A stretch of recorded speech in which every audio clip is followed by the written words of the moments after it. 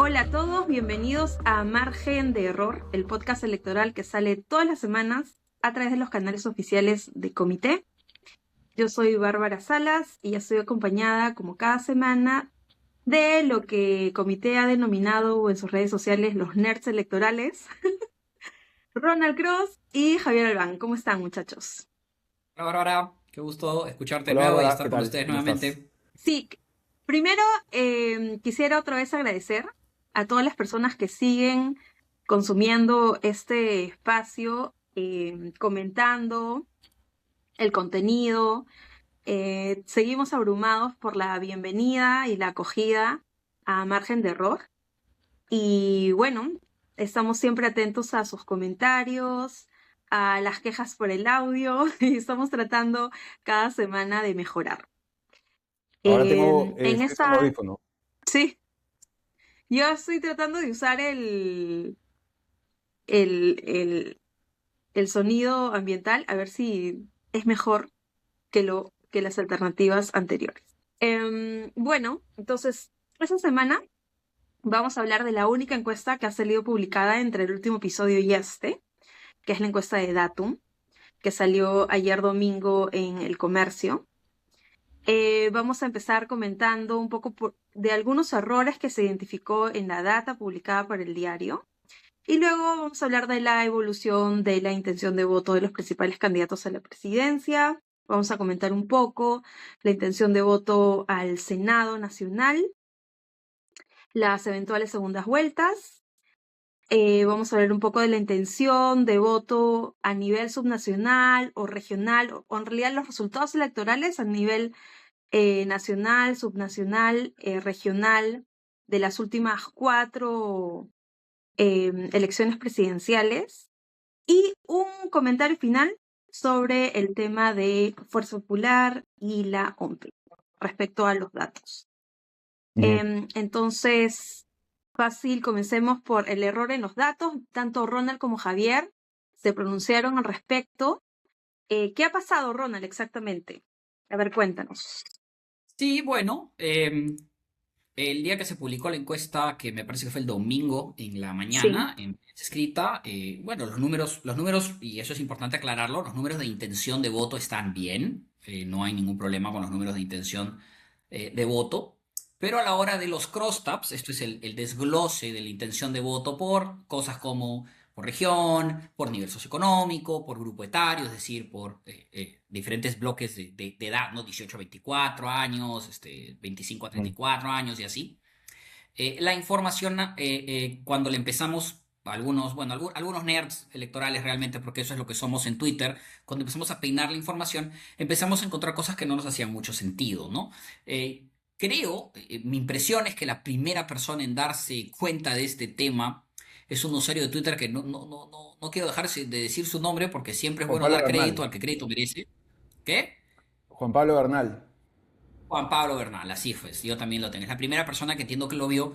Y luego, cuando tuvimos oportunidad de verlo más en detalle, nos dimos cuenta de que lo que había pasado es que parece que habían duplicado información, ¿no? Que los números de intención de voto, por ejemplo, lo que notamos en ese momento, por grupo etario, los habían básicamente hecho copy-paste también por nivel socioeconómico, ¿no?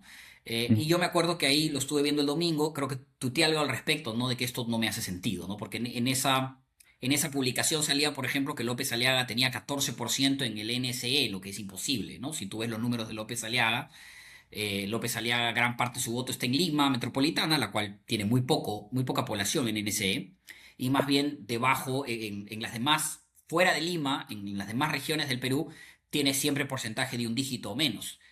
Bueno, de un dígito, alto, bajo, menos, pero siempre un dígito, entonces es imposible que tenga 14% en ENO. Entonces, nos fuimos dando Ujú. cuenta de Sí, que de todas maneras acá tenía que haber un error, y era cuestión de que se aclare cuál era, si era un error de transcripción del comercio, que al momento del comercio de transcribir la información que Datum le dio se habían equivocado, o Datum se había equivocado, ¿no?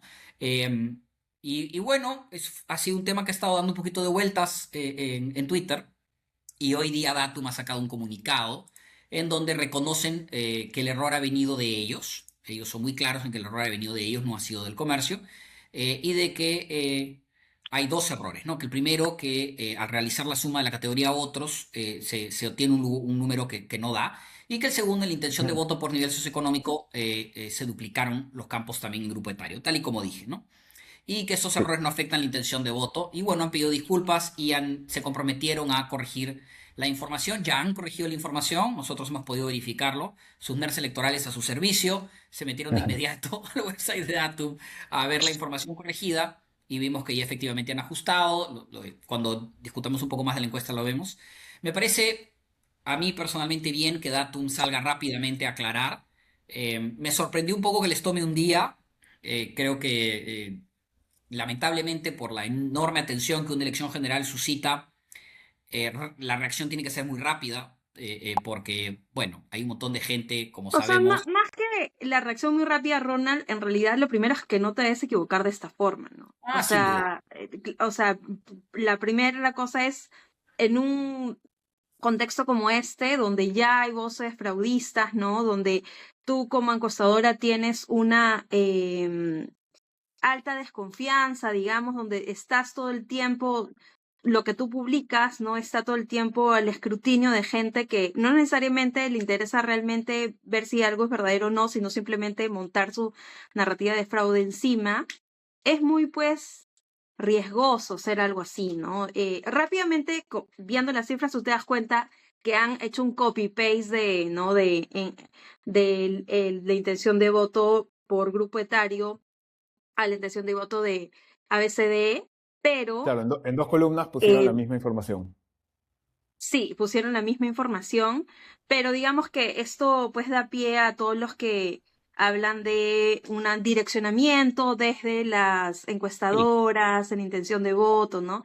Ojo que acá nadie nos auspicia, ninguna encuestadora no está detrás de margen de error. Nosotros hacemos esto por diversión pura, por que nos interesa estos temas, porque nos preocupa estos temas, pero sí creo que hay que resaltar cuando algo no está bien, pues, ¿no? Y en el caso de Datum fue un error que ya se ha corregido, ya sacaron un comunicado, pero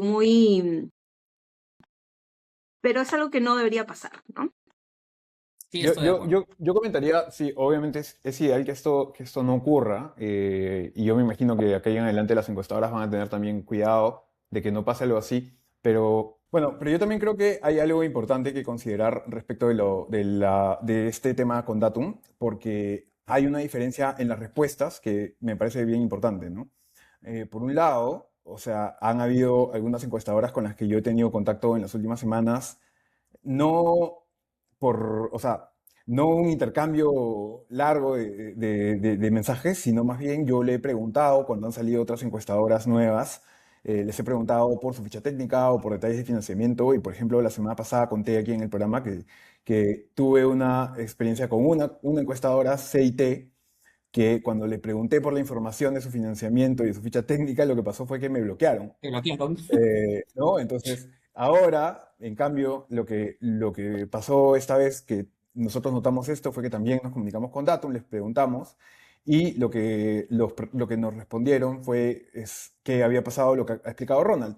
Y luego han sacado este comunicado. Entonces, te habla de una seriedad que no muestran estas otras encuestadoras, como también hay otras empresas encuestadoras que han sacado números y que nosotros en realidad no podemos opinar sobre ellas porque no tienen, no se trata de que no nos gusten o que tengamos encuestas favoritas, sino que hay datos que tienen que transparentar para que tú puedas saber que puedes confiar en esos números.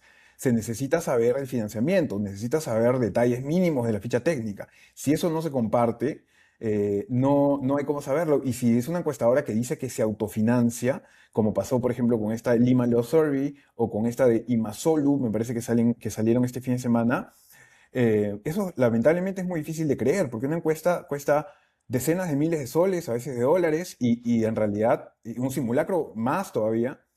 Y es muy difícil de pensar que va a haber gente que va a simplemente regalar esa plata así de la nada, desinteresadamente, ¿no? Lo transparente revela el financiamiento. Sí, de acuerdo, ¿no? Sí, hay una seriedad. de Datum, de Ipsos, de IEP y de CPI que no vemos en las demás, ¿no? Y tú hablabas, Javier, también de que no es, no es suficiente que estén registradas ante el Jurado Nacional de Elecciones, ¿verdad? Porque, por Claro. ejemplo, y Lo- dice en las elecciones del 2016, Ujú. también daban cifras muy raras y pues inflaban la intención de voto de Alan García y era una encuestadora que tenía el registro ante el JNE. Entonces eso no es suficiente para decir si una encuestadora es seria o no, ¿verdad? De acuerdo, de acuerdo. O sea, hay este registro que tiene el jurado, que para que tú puedas publicar encuestas legalmente en periodo electoral, tienes que estar en ese registro. Pero entre las encuestadoras que están en el registro, algunas terminan siendo sancionadas por el propio JNE. O sea, no necesariamente que tú ya tengas el registro asegura que eres una encuesta que se puede tomar en serio. Eh, el caso de Dice que mencionas, después yo siempre cito una entrevista de Pablo Benza en Semana Económica que le hizo en el 2016 a Mauricio Mulder, que Mauricio Mulder dijo, o sea, decía, ¿no? El titular era, nosotros nunca creímos en las encuestas de Dice, obviamente, ¿no? O sea, bueno, eso pues le quitó, terminó quitando todo el piso a lo que fueron en un momento los argumentos de esa encuesta de que no, que sí, sí son números reales, pero pues se distanciaban muchísimo de las demás encuestadoras, le daban demasiada favoritismo a Alan García y entonces tenían este tipo de problemas, ¿no? Entonces justamente es un buen ejemplo de que no necesariamente tener el registro jurado te ayuda. Sí me parece que es mejor, por ejemplo, algo que es bueno también es estar en APIM, en este gremio de encuestadoras, ¿no? Entonces, ¿quiénes están en APIM? Ipsos, Datum y CPI. Además está el IEP, que también es una encuestadora seria, eh, o sea, es una institución seria que, entre otras cosas, hace encuestas. Eh, y bueno, esas son las que más o menos que nosotros tratamos de seguir porque nos parecen que las que ya tienen mayor prestigio ganado a través de los años. Sí, de acuerdo.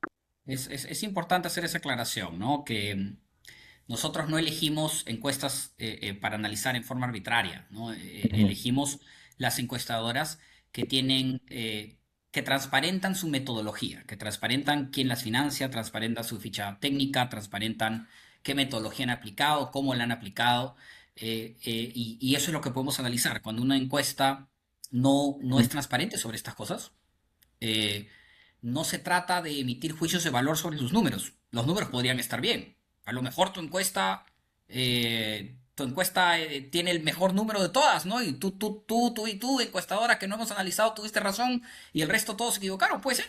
Eh, Claro, pero eso, incluso si eso sucede, eso no va a cambiar el hecho de que no transparentaste tu metodología, quién te financió, cómo llegaste a los números que llegaste. Entonces, y cuando una encuestadora no transparente esas cosas, no es que decimos, de todas maneras están equivocados, son números fraguados. No necesariamente, no emitimos opinión simplemente. No se puede analizar una encuesta que no transparenta sus métodos, que no transparenta su ficha técnica. No se puede ujú, analizar. Entonces, no emitimos opinión. Es así. Y ahí es importante mencionar, ¿no? Eh, hablamos de encuestas en que transparentan metodología y no nos pronunciamos sobre encuestas que no. de acuerdo. De acuerdo, entonces, pasando de ese tema de los errores en las cifras a lo que realmente revela la encuesta de Datum publicada ayer, como digo, es la única encuesta que se ha publicado entre la última edición de nuestro podcast y esta. Básicamente la encuesta, pongo algunos temas sobre la mesa, ¿no? Ujú. Hay un cambio en la intención de voto de Jorge Nieto Montesinos, ¿no? Un cambio en la intención de voto de Wolfgang Grosso, y creo que ahí paro de contar las novedades. ¿Cómo la ven ustedes? Sí, creo que, de nuevo, ¿no? Lo que venimos diciendo todas las semanas, y la gente ya a esta altura puede predecir con mucha facilidad qué vamos a decir, ¿no?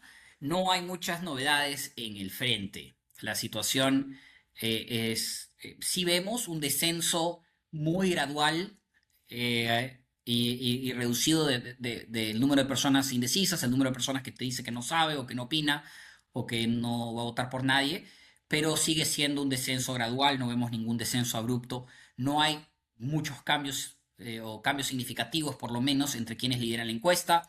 Keiko ha recuperado, si quieres, muy, muy entre comillas, el liderazgo que la semana pasada, o la medición anterior, había recuperado López Aliaga, que también lo había perdido el anterior, pero de nuevo, hablar de liderazgo por 0,2%, eso es efímero, no es, están claramente ambos en el margen de error, y lo que te muestran en los números de ambos, por lo menos en los de López Aliaga, es pues el mismo poquito de estancamiento en el que ya llevan un tiempo, ¿no? Crecimientos de un punto, suben un punto, bajan un punto, no hay ahí un movimiento muy real.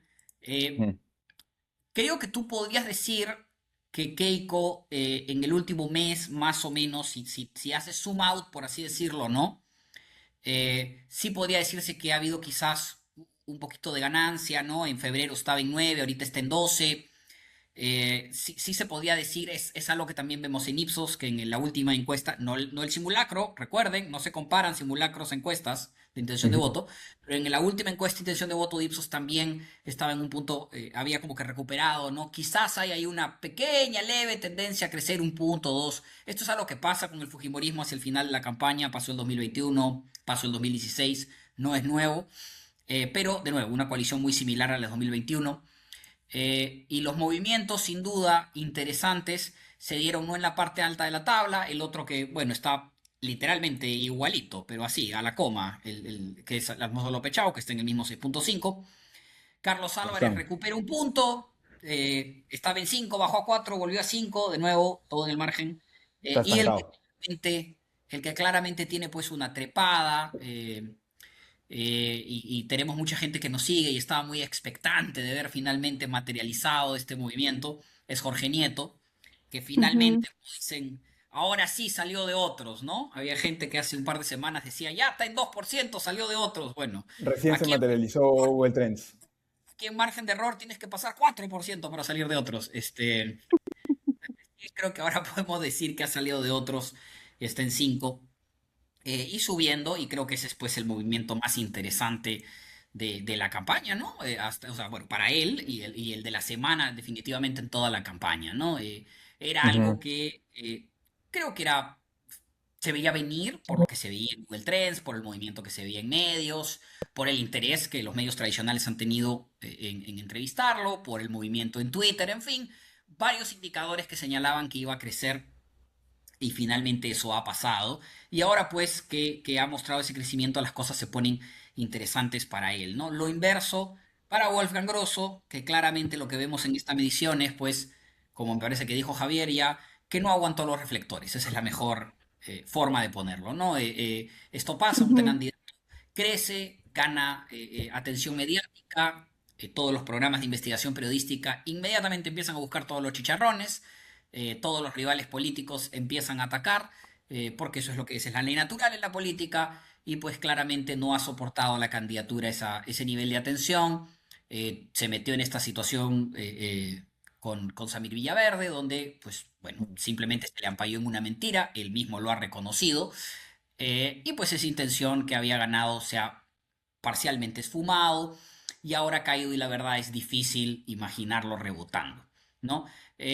Otra cosa, hablando macro y antes de entrar a cosas más detalladas, es que creo que mucha gente estaba muy expectante de qué nos iba a decir esta encuesta de Roberto Sánchez, Ajá. porque la semana pasada teníamos una encuesta de IEP que lo mostraba tirando hacia 4%. Tuvimos una encuesta de Datum que lo ponía en 1,4 y bueno, ambas eran de campo paralelo, casi las mismas fechas de campo, creo que un día de diferencia. Y decíamos, bueno, ok, ¿dónde está la señal y dónde el ruido? En esta nueva edición de IEP que tiene campo de Datum, perdón, que tiene campo posterior a IEP, el campo de esta encuesta es 13 al 17 de marzo, pues Sánchez está en 2% y no se ve esa crecida que ha detectado IEP. No. Ujú. Eh, Ujú. con lo que podemos descartar con eso que Sánchez está creciendo, no, no, pero ciertamente tenemos esta semana más razones para ser escépticos de las que teníamos la semana anterior. Todavía puede crecer. Yo compartí una imagen del crecimiento de Pedro Castillo, creo en Twitter esta semana, en particular en su crecimiento en Google Trends, que de nuevo, Google Trends no es intención de voto, pero te permite medir el interés en una candidatura. Y tú veías cómo despegaba recién a partir del 21-22 de marzo de 2021 en Google Trends, ¿no? No hemos visto esto en Sánchez. pero todavía puede pasar. Habría que ver si nuevas encuestas abonan más a esta idea de que está teniendo un crecimiento muy similar Pedro Castillo, o más bien confirman estos números de Datum de que si bien hay cierto arraigo en zonas rurales por Roberto Sánchez, es bastante más limitado de lo que ocurrió con Pedro Castillo, ¿no? Eso es lo que yo tengo que decir de una encuesta como un todo. Creo que hay más para conversar sobre Jorge Nieto en particular, pero me gustaría saber qué opinan ustedes antes de eso. Yo coincido bastante con varias de las cosas que ha dicho Ronald y tengo ahí un par de cosas que agregar. Em, Voy a compartir yo también algo, pero en un ratito. Primero voy a hacer un par de comentarios de lo inicial. Yo creo que lo primero que llama la atención, yo siempre destaco esto todas las semanas, mientras siga siendo real, es que los indecisos siguen estando mucho más altos de lo que uno esperaría que lleguen a ser los votos blancos y viciados al final. Esa cifra siempre está, bueno, en los últimos 10 años está más cerca del 18%, antes ha sido incluso menos a veces, pero ahora sigue en 36%, 35 punto algo me parece que estaba, que es una cifra treinta y todavía cinco bastante punto ocho alta, sí. ¿no? Y entonces esa cifra todavía es probable que caiga, incluso si los blancos viciados están por encima del promedio histórico, 35 todavía es mucho, entonces esa cifra Es todavía va a seguir mucho. cayendo. Y algo importante es que los indecisos, digamos, ya también alguna gente lo ha comentado en redes, no son, no es homogéneo todos los que están indecisos. Digamos que hay Ujú. más indecisos, se sabe, que fuera de Lima, cosa que puede favorecer a candidatos como Roberto Sánchez, ¿no? Hay más indecisos también que son mujeres, que puede favorecer, por ejemplo, a Keiko Fujimori frente a López Aliaga en la decisión final. Además, Eso, en la línea de lo que En comentaba la, Ronald. eso Este, de en ujú. la las zona mujeres rural, indecisas. Sí, eso de las mujeres indecisas, eso es algo normal en encuestas en el Perú, ojo, ¿ok? Lo de Porque he fuera visto de a Lima gente que, también. Lo de fuera de así Lima es, también. Lima se suele poner, se suele, así digamos, es, decidir antes. se suele decidir antes. Esos son fenómenos que normalmente ocurren, no son inusuales, y más bien es parte quizá de la razón por la que el Fujimorismo con Keiko ha tendido a crecer al final, ¿no? Keiko es muy fuerte en el Claro. voto femenino, o por lo menos es desproporcionadamente fuerte versus el masculino. Yo diría que ahí lo que puede favorecer hacia el final, si es que, digamos, en este empate que llevan más o menos ya varias semanas Keiko Fujimori contra Rafael López Aliaga, si las cosas no cambian, yo siento que tienden a favorecer más las cosas a Keiko Fujimori, a tanto por Keiko. la indecisión del voto de mujeres, como el voto fuera de Lima, que también le va mejor a Keiko Fujimori que a López Aliaga, y también por el hecho de la recordación del símbolo. ¿No? Es muy fácil recordar para la gente el símbolo de la K, que lo conocen. Entonces, digamos que esas cosas yo siento que pueden terminar inclinando un poquito la balanza si es que siguen tan empatados a favor de Fujimori. Respecto de la subida de Nieto, yo dije la semana pasada que como todavía no había aparecido, más o menos que Nieto tendría que tener un crecimiento aún más espectacular que el de Pedro Castillo en el 2021 para poder meterse en segunda vuelta. Pero al menos en la encuesta de Datum, obviamente todavía es muy poquita información, pero en la encuesta de Datum, esta cifra sí lo pone en competencia. Lo importante es ver, o sea, si tú quieres saber si Nieto está compitiendo por llegar a segunda vuelta o no, ahorita que no tenemos información sobre datos de cuánta gente lo conoce, que es lo que te puede dar otra pista, es ver qué va a pasar en la siguiente encuesta, de Datum, ojo, porque solo son comparables encuestas de cada una de las encuestadoras con su propia encuesta, no tanto así. Entonces, si tú ves que en la próxima encuesta de Datum, Nieto pasa de 4 a por lo menos 8 así o más, ese es un crecimiento que le hace pelear segunda vuelta.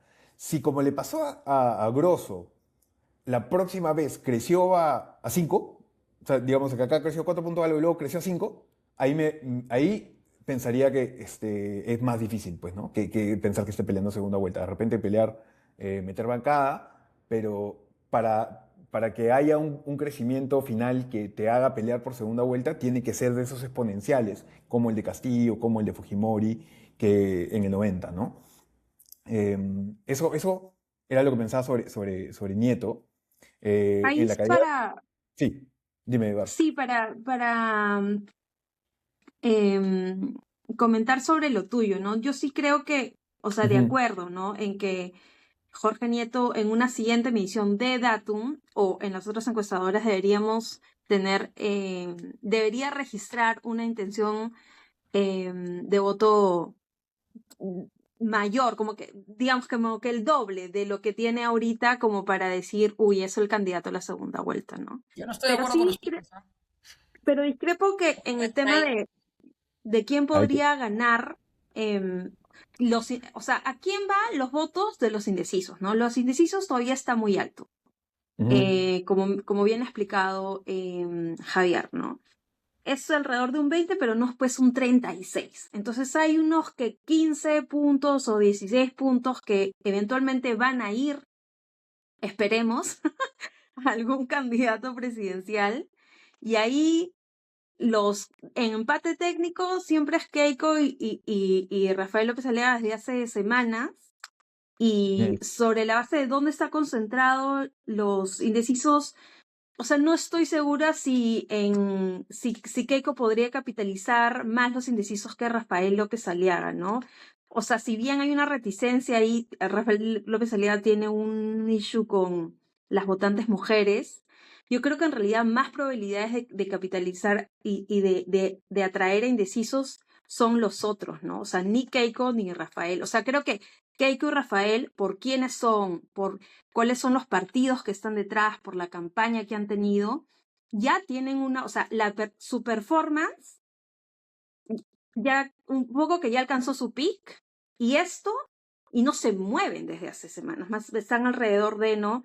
Un poquito Keiko subiendo y un poquito Rafael bajando, pero no mucho más que eso. Entonces, yo creo que en realidad mejor posicionados para, ¿no? Atraer a los indecisos Ujú. son los otros, ¿no? O sea, son los que no están en su cuarta carrera presidencial, ¿no? Un poco los más novedosos, ¿no?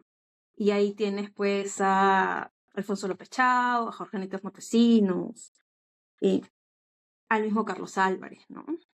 ¿Cómo la ven?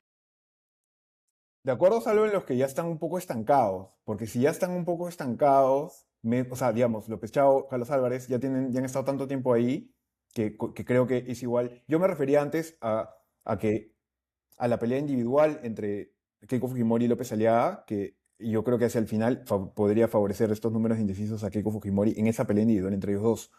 Pero después, Mm, de acuerdo contigo con que la mayoría de indecisos quiere algo nuevo, algo diferente al menú actual. Y ahí sí, yo diría que no sé si o sea, yo pensaría que ya ven en el menú actual, porque ya van buen tiempo ahí, tanto a López Chao como a Carlos Álvarez. Entonces lo veo más difícil para ellos. Pero también me da curiosidad ver qué era lo que pensaba Ronald, que dice que está en desacuerdo con nosotros. Sí, a ver, les digo un poco lo que yo pienso y o sea, estoy en líneas generales de acuerdo con ustedes. Estoy un poco en desacuerdo con ustedes en este tema de, mira, tienes que crecer tanto para pasar a segunda vuelta. No, en eso sí no. O sea, al final Castillo pasó a la segunda vuelta de sobra. Entonces no necesariamente tienes que crecer tanto como creció Castillo para pasar a segunda vuelta. Puedes pasar a segunda vuelta Ujú, como cosas tranquilamente yo creo que con 12-13% emitidos puedes pasar a segunda vuelta sin mayor problema. No tienes que tener 15-16 como tuvo Pedro Castillo, ¿no? ujú, Ahí esas brechas son importantes, ¿no? Porque crecer los primeros 5 o 4 puntos es relativamente fácil. Luego cada punto más te empieza a costar cada vez más porque estás entrando o sea, primero creces a través de gente que no ha tomado una decisión y luego tienes que empezar a sacar gente que tiene un poquito más decidido su voto y eso puede ser un poquito más difícil, ¿no? Entonces, no necesariamente creo que tiene que llegar a algo impresionante, tan impresionante como fue el tsunami Castillo Jorge Nieto para pasar a segunda vuelta. El otro tema es, yo tengo esta hipótesis, si quieren, y de nuevo es más intuitiva, pero creo que se respira un poco en el ambiente y creo que lo ves también, creo que sí hay evidencia de eso, es en encuestas que ya no se están midiendo tanto, por lo menos ya no las estoy viendo en las últimas encuestas, pero sí tenemos encuestas de antes en la campaña que lo medía, que es el antivoto y la intensidad del antivoto, ¿no? El antivoto de Keiko Fujimori es tan alto que Sí. estoy moderadamente confiado, tengo como confianza de moderada para alta, y discutí esto con Pablo Benza, me acuerdo la semana pasada, de que si a la hora de las fotos finales, si a la hora de los últimos simulacros, el que sale el miércoles anterior al domingo de la elección, el que sale el sábado antes, eh, Keiko Fujimori realmente está peleando el ingreso a segunda vuelta con López Aliago, se le ve encima, yo sí creo que eso va a detonar en Lima, sobre todo, un movimiento importante hacia López Aliaga de parte de otros candidatos. Yo creo que hay mucha gente, sobre todo si es que sospechan que López Chao o Roberto Sánchez, una figura de izquierda, está pasando a segunda vuelta. Yo creo que ahí sí vas a ver mucha gente de corte más conservador diciendo no, Keiko en segunda vuelta otra vez no. Eh, y van a ver a López Aliaga como la única alternativa para evitar ese pase de Keiko a segunda vuelta. Esa sensación me llevo, creo que eso es un poco lo que el antivoto de Keiko te dice, porque creo que ese antivoto de Keiko no es solamente el antifujimorismo tradicional, por así decirlo, más institucional, que tiene objeciones conceptuales contra cómo el fujimorismo opera y se comporta, sino también hay, más que el antifujimorismo, hay digamos, una keikofobia, un temor a que Sí. Keiko pase a segunda vuelta y luego pierda la elección. Eso es más que un antifujimorismo per se. Y creo que eso sí lo vas a ver hacia el final de la campaña. Si es que estamos en un escenario donde realmente, oye, Keiko parece que va a pasar, no, entonces todos a López Aliaga, ¿no? Esa es mi impresión. En esas cosas estoy en desacuerdo con ustedes. Algo que sí también me llama la atención de Jorge Nieto y les quería preguntar con la composición justamente del voto, es que a la hora que vi un poco los crosstabs de este crecimiento de Jorge Nieto, una cosa que me llamó la atención es la distribución etaria. Si tú veías a Wolfgang Grosso, por ejemplo, hace una semana o dos, el voto de Wolfgang Grosso estaba muy concentrado, lo veíamos incluso en la presentación anterior de Datum, ¿no? Donde tú veías que en grupos etarios Wolfgang Grosso era una candidatura muy de gente muy joven, ¿no? Creo que estaba aquí, está en 12%, en 18-24, y luego todos los demás es 4, 2, 2, muy pequeño, ¿no? Nieto parece tener un respaldo un poquito más, de una parte un poquito más, mejor Más distribuida amplio. en el electorado, Ujú. ¿no? Ha Claro. crecido y el crecimiento está distribuido entre el electorado en la pirámide etaria un poco, con una distribución un poquito más proporcional. Y creo que eso lo ayuda. Lo mismo con el tema de nivel socioeconómico, ¿no? Ujú. Tiene un respaldo interesante en C. De nuevo, su muestra es más pequeñas, pero el nivel socioeconómico C en tamaño en el Perú debe arrojar una muestra que no es tan pequeña tampoco, ¿no? Como Ahí la de sería Ye. bueno aclarar que la cantidad de gente en cada nivel socioeconómico no es la misma, ¿no? Así es, no, para nada. El 1% Pero está en el sí me A. llamó, Ujú. pero sí me llamó la atención que tenga más respaldo en C que en AB, ¿no? siete Ujú. a 4. Es verdad, hay mucho margen de error en las muestras, eso no se puede negar, pero igual hay una diferencia ahí que por lo menos llama la atención a ver si se sigue confirmando, ¿no? Entonces, Ujú. todas esas cosas me hacen sospechar que Nieto podría aprovechar mejor de lo que aprovechó Grosso este pequeño salto. Eh, Ujú. hay que ver cómo eso se desarrolla en los próximos sondeos. Hay que ver cómo le va en el debate. Dicho sea de paso, el debate es hoy, dentro de unos minutos más. Son casi las En estos 8 días y la del próxima lunes semana también. 23. Tenemos siempre que poner en qué momento estamos grabando para que luego no nos corten clips en el futuro Ajá. y nos digan, "Ah, se equivocaron". Eh, Sí, estamos grabando antes del inicio del primer Así es, del de primer los seis debate. días de debate que están programados, porque esta semana hay tres y la próxima semana hay tres. Sí, Entonces, por si acaso por ahí algún candidato tenga un breakdown emocional en público o algo así, ¿no? O diga que es Napoleón Bonaparte o algo así, que de esas cosas que solo ocurren en el Perú, queremos dejar en claro cuando estamos grabando. Un Pero ese momento, es Marco Rubio 2016, ¿te acuerdas? con el agua. Eh, Claro. pero esa es la impresión que tengo de Nieto. También hablando un poquito de Sánchez, ¿no? Mauricio Sarabia en particular, y bueno, cuando hablé con Pablo Benzel era la misma teoría, tienen esta sensación de que Sánchez tiene más de lo que encuestas como estas están dejando ver, ¿no? Y Mauricio me parece que hizo énfasis en el tema de, mira, y confío más en IEP midiendo el voto rural que en Datum, ¿no? mencionando que Datum pues no está mencionando a qué provincias están yendo, no tiene el mismo detalle, y todos sabemos que una encuesta presencial como la de Datum es más limitada la capacidad de medir el voto rural porque no puedes presencialmente, por lo caro que Bien. no puedes ir a la cantidad de lugares que puedes acceder con una encuesta telefónica, que puede, por teléfono es mucho más fácil tener una muestra distribuida geográficamente de forma mucho más representativa, ¿no? Claro. Vamos a tener que esperar a que nuestros amigos de IEP saquen un nuevo estudio y vean y veamos en sus números lo que haya que ver, a que Ipsos saque su siguiente simulacro, ¿no? Eh, pero Claro. sí creo que estamos en posición de decir, por lo menos por ahora, eh, de que estas comparaciones entre Roberto Sánchez y Pedro Castillo son apresuradas. Yo creo que ahí todavía puede haber una trayectoria muy parecida, falta mucho pan por rebanar, Claro. pero por lo menos por ahora, tratar de hacer comparaciones directas entre ambos es precipitado. No están siguiendo la misma trayectoria exactamente.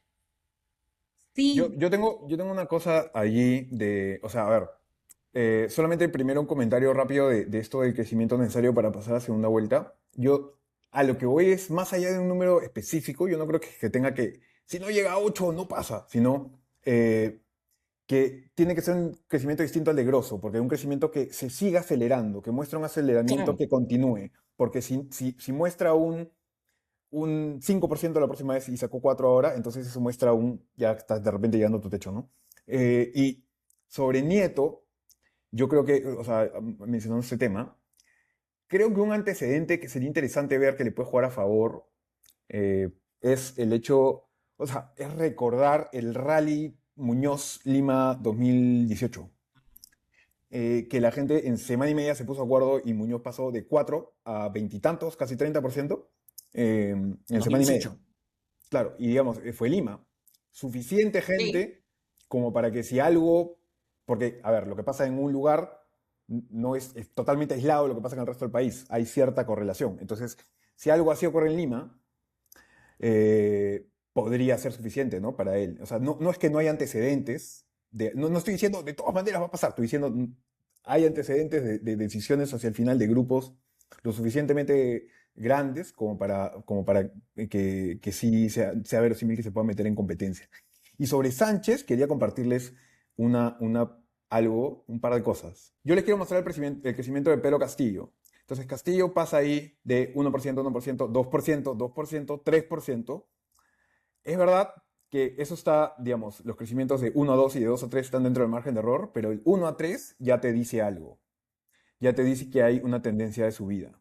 En cambio, si retrocedemos a la encuesta de hoy, perdón, a la que ha salido ayer, las cifras de Roberto Sánchez más bien eran como que 2 punto algo, luego bajó a 1, luego ha vuelto a subir a 2, y entonces no se está viendo al menos lo mismo.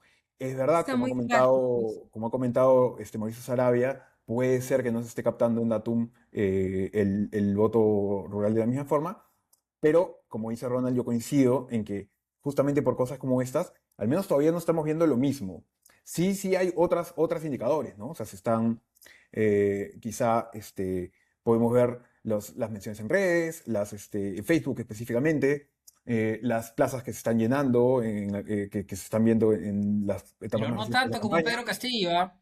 pero no tanto como La- Pedro Castillo. Entonces, no hay yo he no visto hay, ahí no unas hay exactamente fotos, la misma así es, yo he claridad. visto unas fotos que ha colgado recientemente, creo, de un meeting en Andahuaylas, y yo recuerdo el meeting de Pedro Castillo en ese mismo lugar y había muchísimo más gente cuando fue Pedro Castillo.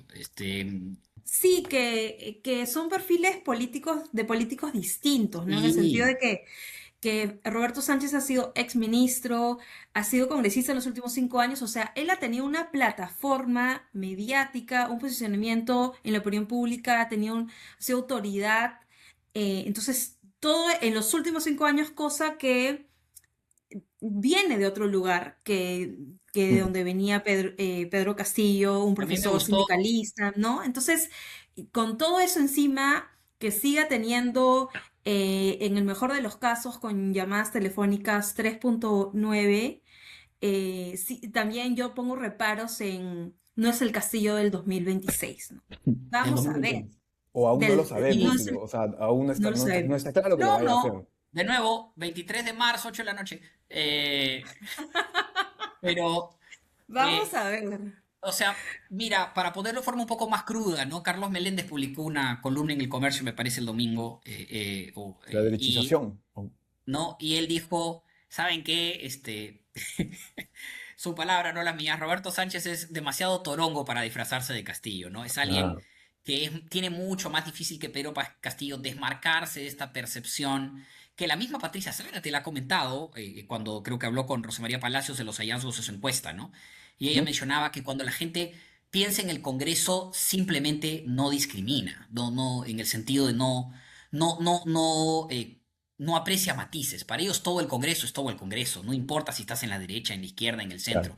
centro. Y Roberto Sánchez ha sido parte de ese Congreso, ¿no? Entonces, creo que le va a costar más Ujú. eh, tener esa narrativa de un outsider puro que tenía Pedro Castillo, ¿no? Quizá lo Eh, que tiene a favor es que no hay muchas alternativas.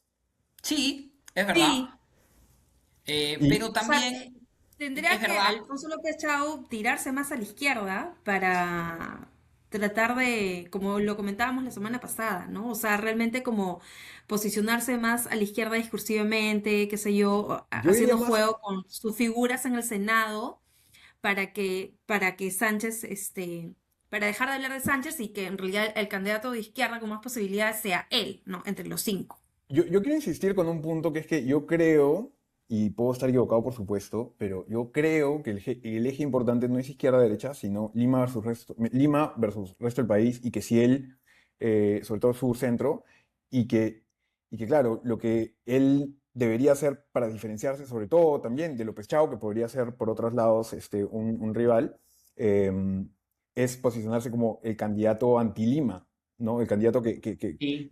este, Que ese es, y que eso esa es lo... una narrativa que puede ser muy eficiente, pero también es una simplificación que a mí siempre me molesta un poco de la composición del electorado peruano, ¿no? Pero déjame desarrollarlo un Porque, poquito, porque porque justo les quiero ignora mostrar algo. completamente la composición de la costa norte del Perú, o sea. A Pero ver, miren Javier, esto, miren, métele a tus mapitas. Exacto. miren esto, miren esto. Lo que pasa es que esto era lo que yo les quería mostrar y comentar. Esto no lo he hecho yo, estos son mapas que tú te puedes bajar de Wikipedia. Lo único que he hecho yo es ponerlos uno al lado del otro, ¿ya? Entonces, ¿qué pasa aquí? Que así como uno puede, cuando ve las elecciones de Estados Unidos, se encuentran correlaciones clarísimas en cómo votan parecido algunos lugares. Uno sabe que un demócrata haciendo campaña en Texas es complicado también para un republicano haciendo campaña en California. Bueno, pero en Perú también pasa lo mismo, hay correlaciones y que tienen que ver más con esas zonas geográficas del país y cómo ve la gente ahí, cómo siente la gente ahí, la realidad de cada lugar que con los candidatos individuales de cada zona. Fíjense en cómo los votos de Ollanta Humala son muy parecidos en el 2006, a los votos de Ollanta Humala también en el 2011 y a los votos de Pedro Castillo en el 2021. Por supuesto que las correlaciones no son exactas, pero yo sí quiero que noten que hay unas similitudes muy notorias. El 2016 fue una elección atípica porque pasaron dos candidatos de Lima y en el 2001 hubo una coalición un poco más grande, pero de todas maneras se nota cierta correlación igual entre los votos de Toledo y los de Verónica Mendoza Gregorio Santos en 2016 y los otros tres que yo les mencionaba, los otros candidatos, ¿no? Entonces, hay zonas del país, ¿no? Eso yo lo he comentado antes con Pablo Benza y él le puso unas etiquetas específicas a cada una de esas zonas, ¿no? Como que la zona de la Lima Popular, la Lima más pituca o Lima moderna, como le han dicho a veces, o Lima Oeste, en todo caso. Como que hay un candidato, como que casi siempre hay un candidato que va liderando por ahí, siempre un candidato que va liderando en Lima Popular, hay siempre un candidato que va liderando en el sur, centro, y más o menos que esas correlaciones tienen más que ver con lo que está buscando la gente en esos lugares que con los candidatos individuales. Entonces, yo creo que a veces cuando yo miro las encuestas también lo que pienso es, ya, pero ¿quién va a encajar en qué espacio? ¿En cuáles de estos espacios? ¿No? Y por supuesto que no tiene que ser exactamente igual, porque a ver, si vamos por ejemplos específicos, la Lima Oeste, Lima Moderna o Lima Pituca, en el 2006 fue Lourdes Flores, también 2001 Lourdes Flores, 2011 PPK, 2016 PPK, 2021 quizá ahí se parte un poco entre Hernando de Soto y Rafael López Aliaga. Más bien la Lima Popular es en el 2001 Alan García, 2006 Alan García, 2011 Keiko Fujimori, 2016 Keiko Fujimori, 2021 Keiko Fujimori, ¿no? Y el candidato más apoyado por el Sur-Centro, que también, o sea, por supuesto no por todo el Sur-Centro, pero bueno, ahí ven las zonas que se correlacionan, son los que... En el 2001 es Toledo, en el 2006 y 2011 es Humala, en el 2016 es Verónica Mendoza y Gregorio Santos, que se parte por eso, y luego en el 2021 es Pedro Castillo, ¿no? Entonces, simplemente, yo no estoy diciendo que acá se tenga que sacar algo súper concluyente, pero es que yo creo que los resultados tampoco van a ser tan diferentes en cuanto a las zonas geográficas. Entonces, me parece de todas maneras interesante pensar en qué candidato va a terminar llenando cada uno de estos espacios, ¿no? Porque al final yo creo que no va a ser tan diferente. Hay dos comentarios que quisiera hacer ahí. Primero que creo que, de nuevo, para entender política en el Perú tienes que saber geografía. Si no sabes geografía, en eso estoy muy de acuerdo. Y este tipo de gráficos ilustra muchísimo entender tendencias. Sí creo que a la hora de hacer esos análisis ahí quizás discrepo un poco con Javier. Es importante entender que no solo importa ganar en una determinada provincia, importa el margen. Eh, Porque no es lo mismo ganar Puno como Castillo hizo en la segunda vuelta del 2021 por 70 o 75 puntos, que ganarlo como Keiko hizo en el 2000, perdón, que ganarlo como PPK hizo en el 2016, que claro, él también ganó Puno, pero lo ganó por 15, 20 puntos, no por 70, ¿no? A la hora de la hora, saber cuánto voto necesitas de cada región es muy importante. Porque no solo se trata de, si pierdo no importa y si gano es todo lo que importa, no es, depende cómo, ¿no? Pero estoy de acuerdo en que definitivamente normalmente hacia segunda vuelta, sobre todo, el candidato, así decirlo, ¿no? Que en la segunda vuelta el candidato que gana en Lima Oeste, o la Lima Pituca, si le quieres decir, ¿no? Que básicamente es Lima Oeste más La Molina, ese candidato definitivamente no es el mismo candidato que gana en, digamos, Juliaca o Cusco. Salvo, como el 2016, que los dos candidatos sean de derecha y entonces eso puede llegar a pasar, ¿no? Como me parece que pasó en el 2016, que Keiko ganó Lima, pero PPK ganó Lima Oeste y obviamente ganó en el sur con el respaldo del antifujimorismo, ¿no? Entonces, creo que eso sí es importante y creo que el punto de Javier de que, oye, eh, creo que el futuro, ¿quién es una coalición? ¿Quién puede armar una narrativa más persuasiva para estas coaliciones que se arman? Y así entender qué puede pasar tiene sentido, ¿no? De que claramente hay un candidato de Lima y de las grandes ciudades de la costa y hay un candidato de la sierra, sur, centro, incluso de la sierra, ¿no? Y entender esos matices, porque no es el candidato de la región La Libertad. Tú puedes ganar en Trujillo, pero ser derrotado en la Sierra de la Libertad tranquilamente, ¿no? Esos patrones es importante distinguirlos. Una segunda cosa que iba a comentar, que creo que estos mapas son muy útiles para ilustrar, y justo les iba a preguntar a ustedes, es estos mapas eh, te muestran también lo diferente que es un cálculo proporcional como el que se te va a utilizar para la Cámara de Diputados de un cálculo como que el que se va a usar para el Senado regional, ¿no? Tú puedes ver ahí cómo claramente los 30 curules del Senado regional van a claramente estar dominados por los partidos que muestren esta clase de dominación geográfica. Tú puedes ganar Cajamarca por muy poquito, pero te vas a llevar el único curul de Cajamarca. Tú puedes ganar Loreto por muy poquito, pero te vas a llevar el único curul de Loreto, porque no hay otro. El segundo puesto no se lleva nada, ¿no? Y menciono eso a propósito de muchos ejercicios que hemos estado viendo en redes de distribución de Senado, que quieren hacer la distribución del Senado únicamente en función de los números nacionales, cuando la mitad de los curules del Senado están 4 en Lima y el resto es 1 por región. Y ahí lo único que importa es quién gana. Y hacer proporciones en función a qué porcentaje del voto saca se vuelve totalmente irrelevante. A mí me parece gracioso ver simulacros, discúlpame, no quiero decir gracioso, pero sí no puedo evitar que me cause un poco de gracia el mirar simulacros en Twitter, sobre todo, ¿no? El Senado va a estar dominado por Fuerza Popular y Renovación Popular, ¿no? Y cualquiera que vea un mapa como los que está mostrando Javier, sabe pues que, ¿cuál es la probabilidad pues de que entre discúlpame, Cusco, Puno, Huancavelica, Ayacucho, Moquegua, Tacna, todos los senadores de esta región, es Cajamarca, todos los senadores de esta región, la idea de que los van a ganar, se los van a repartir entre Fuerza Popular y Renovación Popular es, es realmente ignorar, con todo respeto, cuál es la realidad del Perú, ¿no? Y no podemos medir eso con ese nivel de precisión porque en el Perú no tenemos encuestas regionales, o por lo menos no encuestas confiables que podamos analizar aquí. Yo no, yo puedo pensar en cómo se van a distribuir los 30 curules del Senado que van a la parte nacional, pero no tengo ahorita cómo saber, puedo intuir, pero no tengo cómo saber quién va a ganar el curul de Arequipa, quién va a ganar el curul de Puno, quién va a ganar el curul de Cusco. Y el hecho de que ahorita en los crosstabs de una encuesta, López Aliaga lidera el sur, no me resulta para nada persuasivo. Para nada. O sea, yo soy, cuéntenme, el Sí, 99% escéptico de que López Aliaga va a quedar y su partido van a quedar primeros en Cusco. Discúlpenme, no me la como. sí, mira, yo que he intentado personalmente hacer proyecciones de composición del Senado, depende mucho qué encuestas estás utilizando y medio punto de diferencia en una submuestra te cambia el orden, o sea, es un ejercicio inútil de, De acuerdo.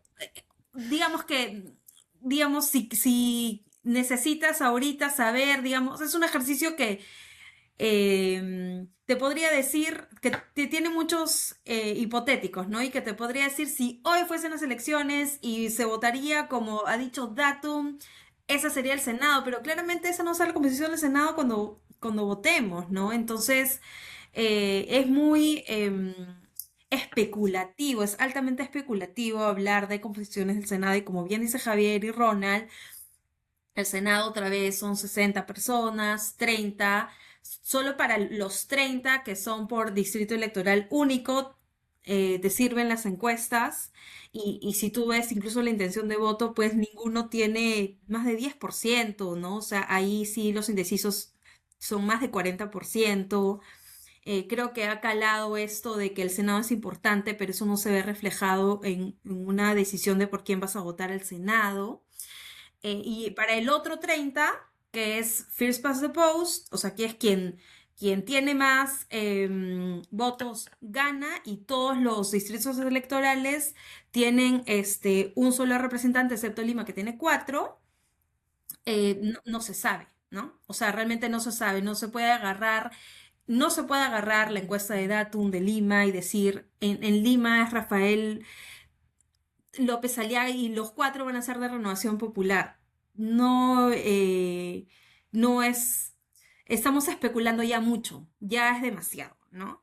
Lo que sí que veo de Datum es que, no sé si se acuerdan, pero Ronald hace un par de episodios lanzó la especulación de que él creería que en realidad las encuestas que te dicen más de cómo va a estar conformado el Senado no son las encuestas al Senado, sino las encuestas a las presidenciales, en tanto es, en tanto es una cédula muy compleja y hay ese desincentivo de votar cruzado, ¿no? Y en realidad lo que te muestra la última encuesta de Datum del domingo es que sí ha calado esta idea de que no tienes que votar cruzado, ¿no? Entre enero y marzo, las personas que dicen que no van a votar cruzado, sí hay una diferencia como importante. Mira, en enero el 57% decía de que iban a votar por agrupaciones diferentes para presidente, para senado y para diputados, y el 26% decía que iba a votar solo por la misma agrupación y ese 26% ha pasado a 41%. Entonces creo que sí ha calado esta idea de votemos en bloque, ¿no? Em, pero otra vez, o sea, de acuerdo con esta especulación respecto a la conformación del Senado. Y creo que los mapitas eh, em, refuerzan la idea de que Alfonso López Chavos debe tirarse más hacia la izquierda si quiere consolidar un voto del centro y el sur, que es algo que Roberto Sánchez, al parecer, está teniendo problemas en hacerlo. Porque ahí sí ves, creo que de todas las sentencias son dos, ¿no? Centro-Sur y Lima Moderna, ¿no? Y creo también que los mapitas se tienen que leer también en función a, digamos, cuál era la oferta electoral en ese instante, ¿no? O sea, ¿quién es por ejemplo, si tú decías 2021, claramente hacia el final, quien tuvo más probabilidades de capitalizar este voto que en su momento lo tuvo Verónica y en su momento lo obtuvo Ollantaytamala, era alguien como Pedro Castillo, ¿no? Y ahora es como dice Javier, calzar entre quiénes ahorita son nuestra oferta electoral y cuáles son las tendencias históricas del voto y ver quién se podría posicionar mejor en cada uno, ¿no? Yo te iba, Em, yo te iba a decir, abonando esa idea que mencionaste, el voto cruzado, ¿no? Porque mire el simulacro de Ipsos. Ipsos, todo el mundo se concentró en el presidencial, porque así es el Perú. Nuestro chip es que somos una democracia presidencial. El día a día indica que ya no, que somos, por lo menos por ahora, más una democracia parlamentaria que una presidencial, pero nuestro chip es que somos una democracia presidencial y que el presidente es lo que más importa y por eso todo el discurso va al presidente. Pero si tú miras Ipsos, vas a ver que después de los números presidenciales sacaron su resultado del simulacro para el Senado Nacional. Y los números ahí eran muy parecidos al simulacro presidencial. Eran más parecidos que en la encuesta de intención de voto. Que significa que a la hora que la gente agarra la frazada tigre, esa, la cédula enorme de la que venimos hablando semanas, al final, marca yo, uno. yo, yo, yo por eso les digo, ¿no? Es demasiado pronto para hablar de la composición del Senado. Todos estos ejercicios, amigos, esperen 10 días más, por lo menos. Oye, una pregunta, Bárbara, Javier, ya para ir cerrando el tema de la encuesta. Datum midió resultados de segunda vuelta. ¿Qué opinan sobre encuestar segunda vuelta ahorita? Se han sacado tres segundas vueltas hipotéticas y se me dio intención de voto alrededor de esas tres segundas vueltas hipotéticas entre Keiko Fujimori, Rafael López Aliaga y Alfonso López Chau. Creo que en línea con lo que vamos advirtiendo desde el primer episodio de Margen de Error, es muy especulativo hablar de estas tres posibles segundas vueltas, ¿no?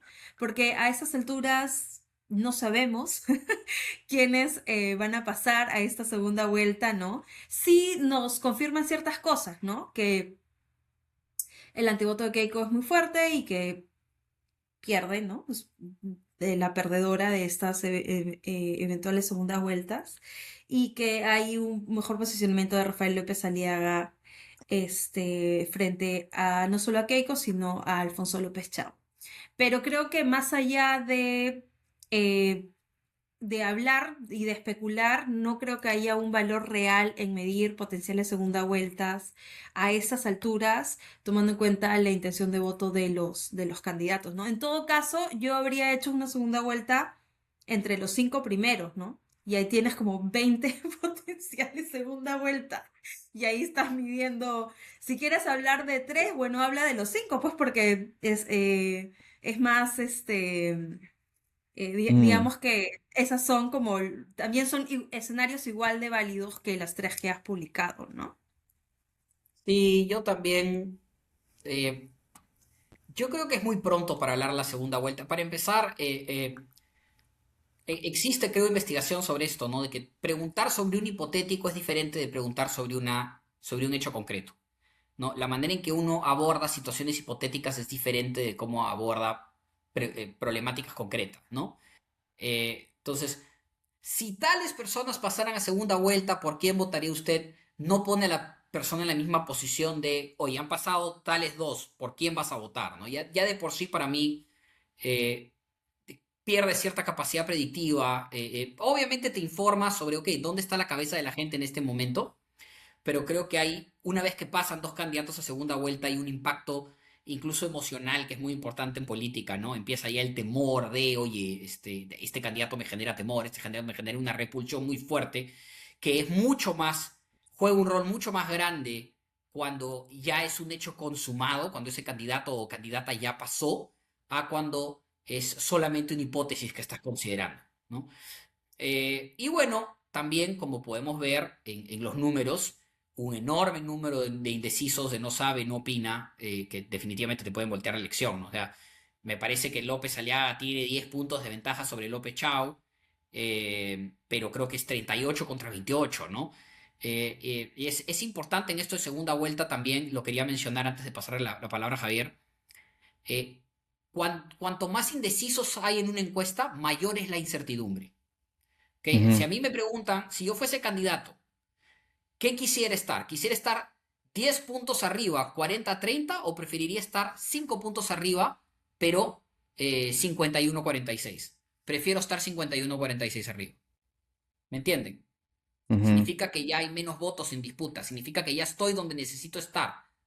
En cambio, si estoy 40-30, significa que 30% del electorado está muy indeciso y tengo mucho que pelear. Entonces, me parece que en ese sentido las encuestas ahorita de segunda vuelta no nos dicen, realmente no nos agregan prácticamente nada de valor. Lo único que se puede concluir de ahí es, bueno, ahí está el antivoto de Keiko, ¿no? Que pierde holgadamente contra las dos alternativas que le han puesto y que estoy seguro que si hubieras puesto ahí a, mira, quien sea, mira, a Wolfgang Grosso, a Jorge Nieto, a Paul Jaimes, mira, puedes ponerle a cualquiera y Keiko va a perder. Y así va a empezar la campaña, ¿no? Sí, sí, yo tengo que estar de acuerdo con esto, ¿no? O sea, termina pasando, terminan sirviendo más para comentar cómo no vieron, cómo no se vio esto, digamos que quiénes sí iban a pasar a segunda vuelta, justamente por la característica de cómo se decide la gente acá hacia el final, ¿no? Yo tampoco le haría demasiado caso todavía, no por culpa de las encuestadoras, sino porque la gente, la verdad que todavía no te responde lo que en verdad haría en ese momento, porque no se ha puesto genuinamente en el escenario. De acuerdo.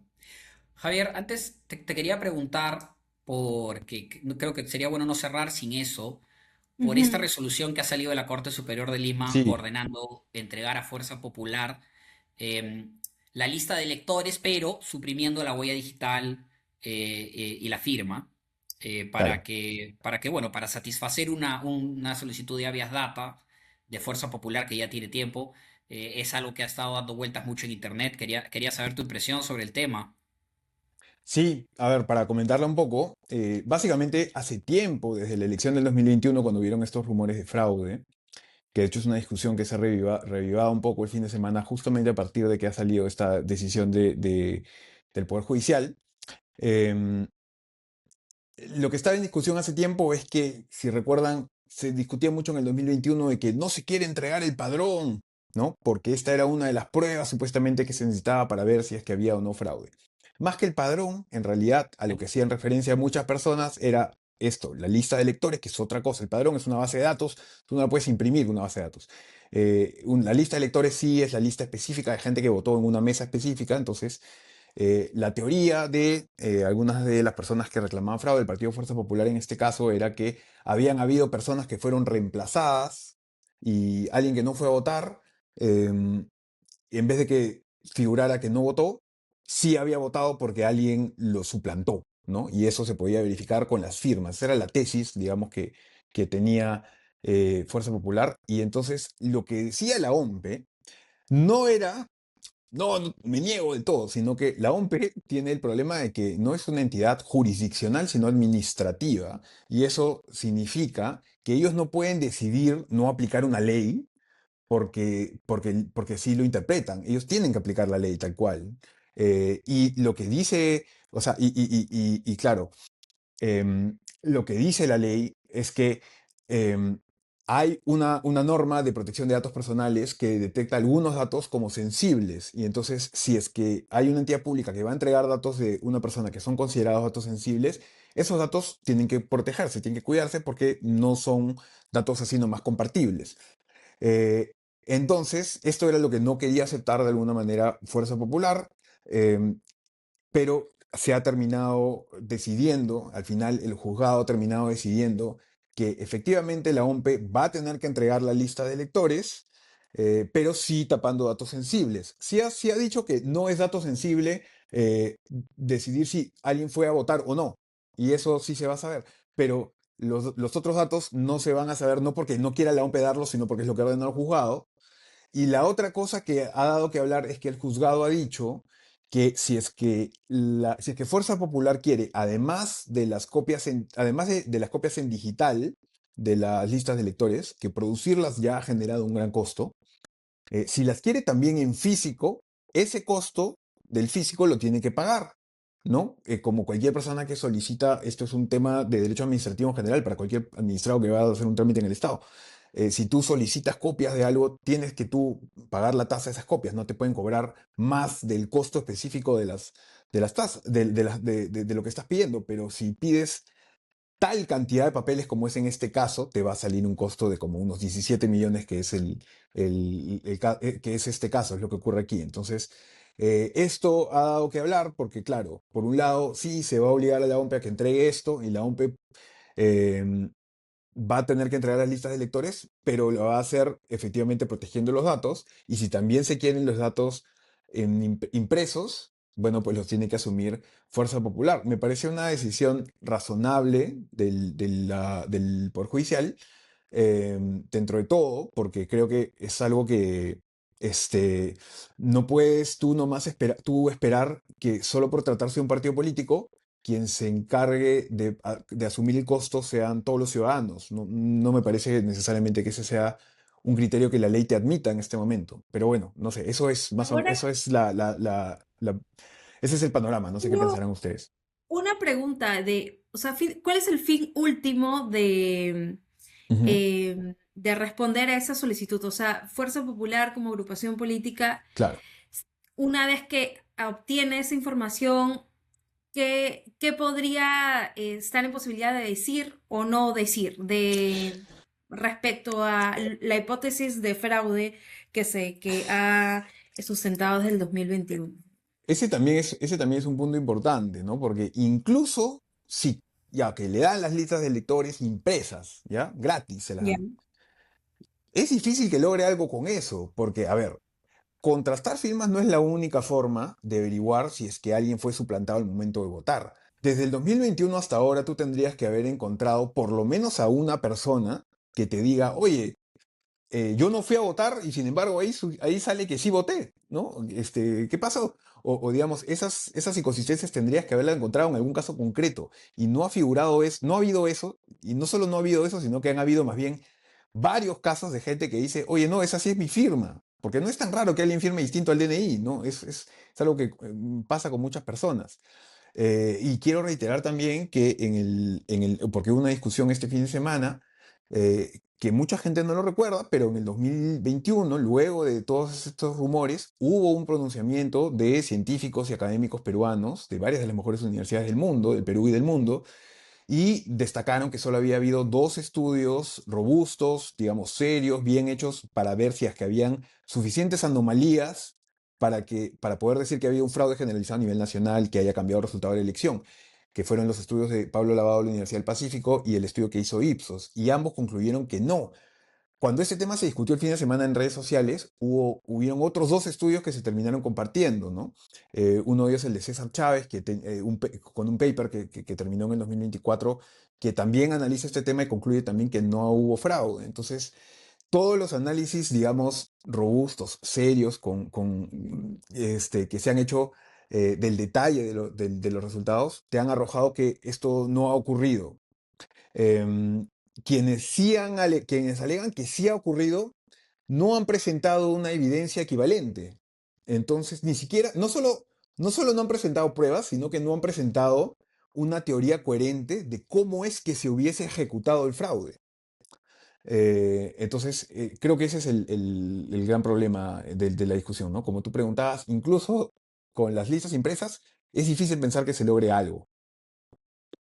Yo solo quisiera agregar ahí, porque es algo que he visto a varios miembros, incluso integrantes de Fuerza Popular, preguntar o cuestionar, ¿no? Diciendo, oye, ¿por qué no se entregan las listas de electores sin la huella digital y sin las firmas? Y más bien lo que queremos es cotejar, ¿no? Cotejar que Mm, sea la persona, ¿no? Sin eso no funciona, ¿no? Y yo quisiera para la gente que nos vea, que entiendan por qué eso no se puede hacer, ¿ok? Quiero que ustedes piensen, en particular para las personas que intuitivamente les parece que hay cierta razón, que hay lógica en el reclamo de fuerza popular, porque intuitivamente, instintivamente, a primera vista es razonable, ¿no? Si lo que yo quiero es justamente probar que ha habido una suplantación, necesito ver firmas y huellas para ver que hay una suplantación. Eso a primera vista es razonable, pero ¿cuál es el problema? Si Fuerza Popular pide esa lista, entonces cualquier partido político puede pedir esa lista. Me explico. Es imposible darle a un partido algo que no le das a los demás. Ahora mismo cualquier otro partido tiene que tener, es necesario en una democracia, derecho a ver el mismo para cualquier ciudadano realmente, no solo cualquier partido. Cualquier ciudadano en el Perú. Si la OMPE, porque es una acción de habeas data, se supone, al entregarse a la Fuerza Popular estás diciendo que es información pública. Y la información pública cualquier ciudadano la puede tener. Si Fuerza Popular puede tener, amigo que nos estás viendo, tu nombre, tu huella digital y tu firma, significa que cualquier ciudadano del Perú puede ir a pedirle a la OMPE que le entregue tu nombre, tu huella digital y tu firma. Quiero que pienses lo que eso implicaría. Imagínate que cualquier delincuente allá afuera pudiera ir a la OMPE y simplemente pedirles que les entregue tu nombre, tu huella digital y tu firma, para que mañana tengas 50 números de celular registrados en Ociptel a tu nombre, 49 de los cuales están en el penal de Lurigancho. ¿Ya? ¿Entiende? Literalmente. Cuando la ley de protección de datos personales protege estas cosas, es porque realmente hay un riesgo en que esos datos se filtren. Pueden suplantarte para pedir créditos en tu nombre a los bancos y luego que tú de repente un día te enteres que un banco te está cobrando 50.000 soles que tú nunca has pedido porque alguien simplemente se metió en un banco y con tu huella digital y tu firma y tu nombre falsificándolas, sacó un préstamo a tu nombre y ahora tienes que demostrar que no fuiste tú. Alguien puede sacar números de celular a tu nombre. Alguien puede falsificar tu huella digital y tu nombre en actas notariales para vender o comprar propiedades, para vender o comprar automóviles. Hay un sinfín de posibles riesgos que eso implica para ti, amigo ciudadano. Y si tú confías en Fuerza Popular, pero no confías en los demás partidos, date cuenta de que no se le puede dar a Fuerza Popular la información y no a los demás. E incluso dárselas a Fuerza Popular, ¿ya? En el supuesto negado, como nos gusta decir a los abogados, de que solo se le diese a Fuerza Popular, ¿realmente confías en absolutamente todas las personas de Fuerza Popular para manejar tu información? No hay nadie ahí que te daría un poquito de desconfianza que tenga acceso a esa información. ¿Qué garantías puede dar un partido político en el Perú de que realmente van a asegurarse de que eso no suceda? Entonces, hay razones para hacer esto. No es engreimiento, no es falta de transparencia, no es, no, conspiración del fraude. Pensémoslo bien y entendamos las razones por las cuales esa restricción se ha colocado. De De acuerdo. acuerdo. Bueno, eso ha sido el fin de nuestro cuarto episodio de Margen de Error. Muchas gracias a todos los que se están conectando, los que siguen el espacio. Estamos nosotros atentos a todos sus comentarios, incluyendo las quejas por el sonido y demás cosas técnicas. Prometemos mejorar en ese aspecto también. Vamos a seguir los debates y nos vemos el próximo martes. Leemos todos los comentarios, hasta la gente que dice que no sabemos de lo que estamos hablando. Todos los leemos. Así es. Saludos Chao, de Ronald. Benito. Chao, Javier. Chao, Bárbara. Chao, Javier. Bye. Cuídense. Nos vemos, Chao. cuídense. Chao.